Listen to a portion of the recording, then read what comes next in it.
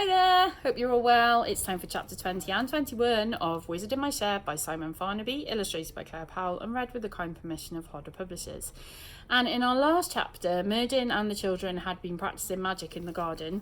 They'd pretty much destroyed the garden, but Merdyn is feeling ready to go and battle the wizard that he thinks is Jerobo in London, who is performing as a magician in a show. Okay, I think we're there. And Sergeant Murray's fallen in love with Rose's mum. Here we go. Chapter 20 is called Lovelorn Coppers and Second Thoughts in Choppers. Sergeant Murray was so in love with Rose's mum that he paid out of his own pocket to privately charter the police helicopter to take them all to London. At Rose's insistence, Susie had told him that Uncle Martin suffered with severe car sickness, so Murray had used his rank to pull the favour. Strange that, seeing as he was a racing driver, observed Sergeant Murray, but Mum put it down to his head injury and they left it at that. The helicopter caused quite a commotion when it landed on Daffodil Close. Dion was tinkering with his Pontiac Fireball in the street. He'd almost fixed the rear bodywork after Merdyn had crashed it. When he saw Susie emerge from the house with her new hairdo and her going to London crushed mini velvet dress, his jaw hit the floor. She looked like a movie star, and the helicopter escort did nothing to dispel the illusion. Shakir and Chris had got dressed up too. Even Rose had changed into jeans. Bubbles had done a goodbye wee on her trousers anyway, and a black top with sequins all over it. Merdyn had asked Rose to straighten his pointy hat and brush the dried mud out of his long robes, though even at his best he still looked like a pirate who'd got lost on the way from an all-night party. The ancient Warlock was clearly nervous at the helicopter, or whirlybird as he called it, as it took off, but he found it much less puke-inducing than the car. As they flew through the late afternoon sky, Rose and Merdyn marvelled at the sights below. Chris and Shakir leaned together against the windows opposite, headphones clamped against their ears, recording everything on their phones. Sergeant Murray was giving Susie a potted history of the police force from 1845 to the present day. Mum was trying her best to enjoy it, but they were half an hour in and he'd only just got to 1850. Soon they were flying over London. Merdyn couldn't believe his medieval eyes. "In the name of Van Helden, I have never seen such a transformation. 'Twas but a sewer once. Who liveth in those giant towers?" He pointed at a tower block. "The king?" No," said Rose. "Lots of different people live there in flats. That's where the Queen lives. Look, Buckingham Palace." "Heaven forfend," said Merdyn, amazed at the size of the royal residence as they flew overhead. "And that's Big Ben." Rose pointed out the famed clock tower. "Who is he?" Merdyn asked. "A giant? Did he eateth all the fields? And is that his cartwheel?" "No, that's the London Eye," said Rose, giggling. "London hath an eye now?" the Warlock exclaimed, shocked. Rose giggled again, but a wave of sorrow quickly followed. She was suddenly realising how much she would miss these baffling conversations if they succeeded in getting Merdyn home tonight. How dull it would be without him, however annoying he could be. And what would even happen tonight? She'd never been to a wizard duel before, obviously. Might Merdyn get hurt? Might anyone else? And what would her mum say when she found out the truth? All of a sudden, the whole plan seemed like a big mistake. Between you and me, Merdyn was worried too. Jerobo would be a powerful opponent. He'd travelled all this way to confront Merdyn, and he wouldn't give up easily. The Warlock looked at Rose, then at her crazy family, and thought how he might even miss them. Desperate as he was to return to his own time, it wasn't all bad in this world. "Rose," he said eventually. She looked up at him. "I could have bumped into a much worse person than thee in this strange land. You have shown me great kindness, and—" He desperately wanted to tell her that he'd miss her, but after a long pause he managed, "And I shall make sure thou get thy singing spell before I leaveth. Thou hast certainly earned it." Rose desperately wanted to say she wasn't even sure she needed the singing spell anymore, that she wished she could call this whole thing off and keep her wizard friend living in the shed forever. But she didn't either. "Thanks, Merdyn," she replied instead. "It's been fun." And she looked out of the window. In other words, reader, they shut off their feelings and hoped for a night of successful dealings. Chapter 21. Forget what thou doth know about the magic show.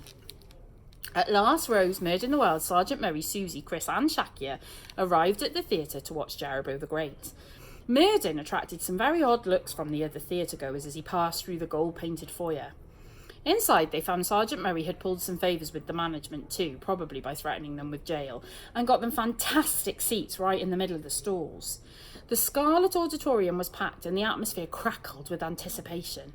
This magician had been completely unknown until a month ago, and now suddenly he was one of the most famous people in Britain. As they headed to their seats, an eagle-eyed usher spotted Thundarian and tried to take it off the pumped-up Warlock as it was deemed an offensive weapon. He might as well have tried to take a juicy bone from a small dog. "It's okay," said Sergeant Murray, waggling his grand moustache. "He's with me." And he flashed his badge, hoping to impress Susie with his authority. Chris and Shaki had gone crazy at the snack kiosk and bought several tons of popcorn, pick and mix and fizzy drinks, which they now shared out. While everyone else tucked into their snacks, Rose and Merdyn stared at the stage. All the great Warlock had in mind was victory. He kept patting the little leather pouch on his belt where he'd placed his disenchantment potion. He was ready to do battle. All Rose had in her mind was panic. What on earth had she let herself in for? The lights went down and a blanket of hush descended over the audience. Only Chris could be heard crunching on his popcorn. Jackie had given him a little elbow to make him stop, and all was now eerily quiet and dark. Suddenly, dramatic music punctured the silence. Da-da-da-da! Relieved, Chris started crunching on his popcorn again. "Behold the eagle," boomed a voice over the loudspeakers. "'Tis Jerobo, all right," Merdyn said to Rose, recognising the voice of his foe immediately. The stage curtains flew open and a spotlight flashed on to reveal what looked like a man-sized eagle, complete with feathers and beak. "That is him," said Merdyn. "Damnation! He has perfected the eagle transformation spell on himself." The eagle thrust out a wing and a puff of smoke appeared from nowhere. It spread through the theatre in waves as drums rolled loudly. Boom, boom, boom, boom. "He produceth smoke. Not an easy task," Merdyn whispered to Rose.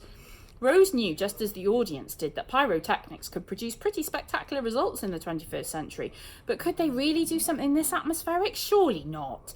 And that was nothing compared to what they saw next, for out of the smoke, the eagle flew.